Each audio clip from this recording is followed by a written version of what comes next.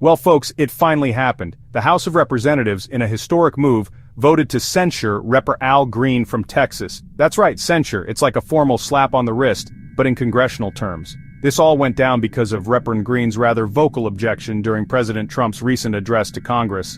It seems decorum took a back seat when Rep. Green, shall we say, expressed his displeasure with the president's proposed Medicaid cuts. Now you might be thinking, Medicaid cuts, John? Haven't we heard this song and dance before? And you'd be right, of course. But this time, Rep. Green decided to crank up the volume, literally. He interrupted the president, and let's just say things got a little tense. He was eventually escorted out, leaving behind a chamber buzzing with shock and, dare I say, a touch of morbid fascination. The final vote was 224 to 198, with 10 Democrats joining the Republicans in favor of censure. Now, I'm no mathematician, but that tells you this wasn't just a partisan squabble.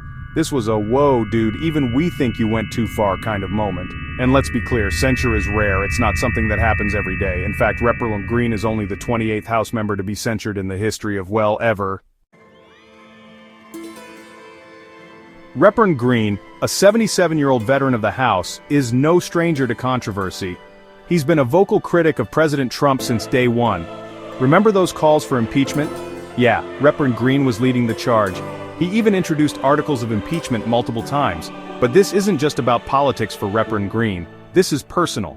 He sees himself as a champion of the people, fighting for those who can't fight for themselves. He often invokes his history alongside civil rights icons, drawing parallels between his actions and the peaceful protests of the past. His supporters see him as a modern-day hero, a man willing to stand up for what he believes in, no matter the cost. The censure vote sent shockwaves through the Capitol, exposing the deep divisions that continue to plague American politics. Democrats were quick to condemn the move, calling it an attack on free speech and a blatant attempt to silence dissenting voices. Some even went so far as to accuse Republicans of hypocrisy, pointing to past instances where their own members engaged in disruptive behavior without facing any real consequences.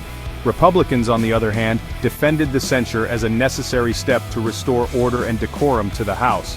They argued that Rep. Green's actions were not only disrespectful to the president, but also undermined the institution itself.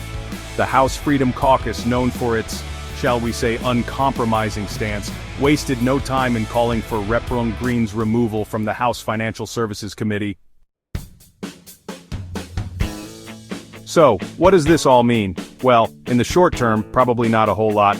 Rep. Green is still a congressman, and he's made it clear that he has no intention of backing down. He's vowed to continue speaking out against what he sees as injustice, even if it means facing further repercussions. But the long-term implications are a bit murkier.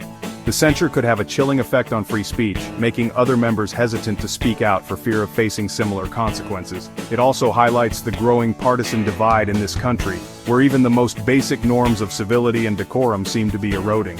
And that, my friends, is a very slippery slope indeed.